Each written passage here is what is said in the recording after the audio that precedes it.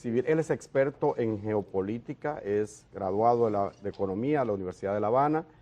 En fin, es una persona, profesor del Instituto de Defensa, del Instituto del Ministerio de Defensa, profesor de geopolítica. Por eso nos acompaña hoy, porque nos ayudará a entender qué pasó en Alemania. Acaba de ganar un partido conservador, la Democracia Cristiana. Friedrich Merz, no sé si lo he pronunciado bien, acaba de alzarse con una mayoría, pero la ultraderecha, oiga bien, este conservador, y hay más a la derecha de él, se alza como el partido más grande de la oposición. Así que, bienvenido, doctor Eduardo Klinger, con nosotros. Muchas gracias, Marte. Resumí su biografía ahí rápido. No, realmente con ese árbol genealógico tenía que dedicarme al internacionalismo. Sí, obligado. Me viene prácticamente en sangre. Muy bien. Sí, para mí es un placer estar nuevamente aquí con ustedes. Permítame hacer un comentario sobre la entrevista que acaban de hacer. El demandista señaló una cosa sumamente importante, las fuentes. Yo he impartido varias veces un diplomado sobre análisis de la información, desde mucho antes que surgieran estos temas de las noticias falsas, y él señalaba la importancia de la fuente, porque las fuentes pueden ser blancas, grises o negras. Por eso es importante tenerla presente para saber la confiabilidad de lo que uno va a decir o escribir. Para mí eso es vital.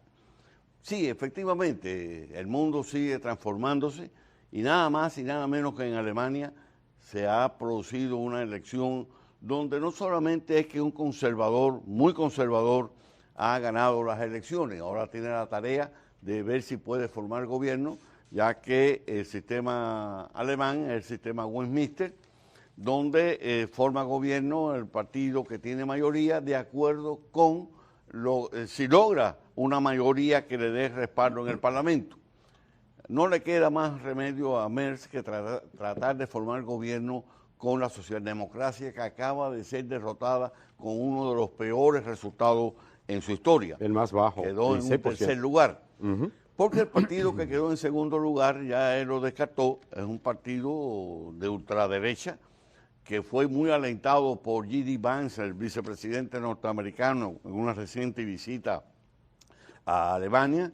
Este partido de ultraderecha alcanzó el 20% de los votos, duplicó su resultado de las últimas elecciones. Pero no ganó.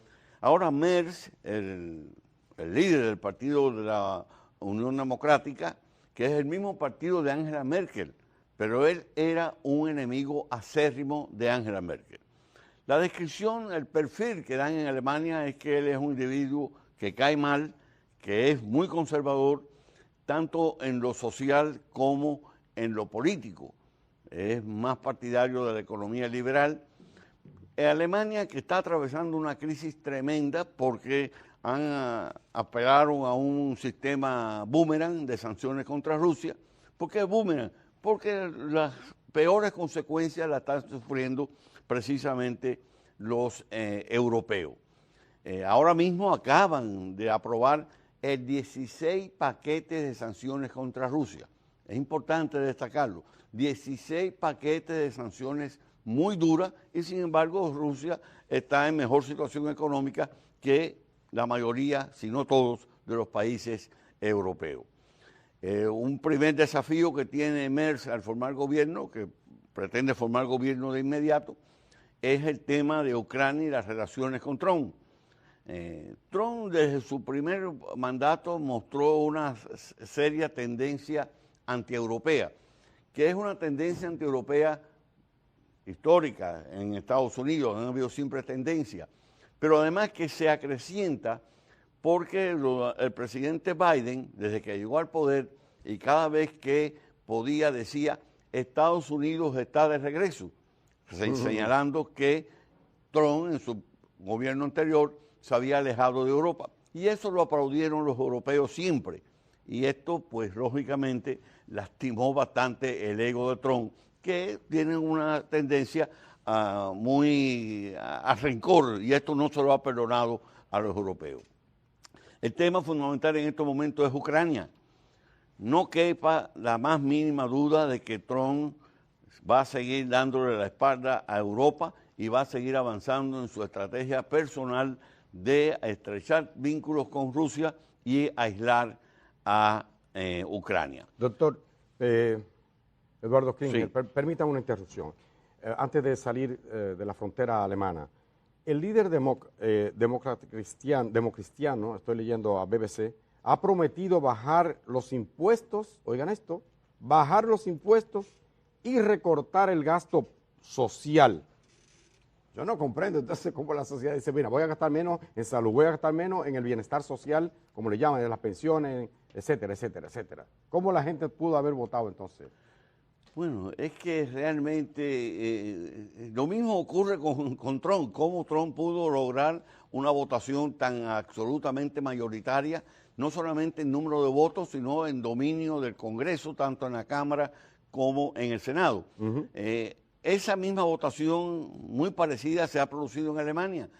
Pero ¿qué ocurre? Que Alemania está atravesando una crisis, lleva 2 años en recesión, y esto es una carga que siempre se paga muy, muy dura en una elección. La propuesta que siempre ha sido la propuesta republicana y asumió también ahora el demócrata cristiano, es que si usted baja los impuestos, las empresas tienen más recursos y van a invertir más. Algo que en la práctica nunca se ha demostrado que efectivamente a largo plazo sea así y que tenga un impacto importante en la economía. John Maynard Keynes, un economista inglés que se considera que es el economista más brillante del siglo XX, o que fue el economista más brillante del siglo XX, en sus trabajos él demostraba perfectamente con su tendencia, lo que llamaba tendencia marginal al ahorro, tendencia marginal a la inversión, de que esto de reducción de los impuestos a las corporaciones no produce ese efecto que tanto se manifiesta y se maneja en los sectores más conservadores. Eso está pasando en Alemania.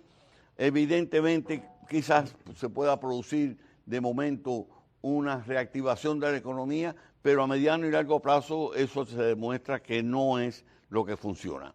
Es una realidad. Y otro puntito antes de pasar para Ucrania, que yo sé que usted tiene una observación al respecto.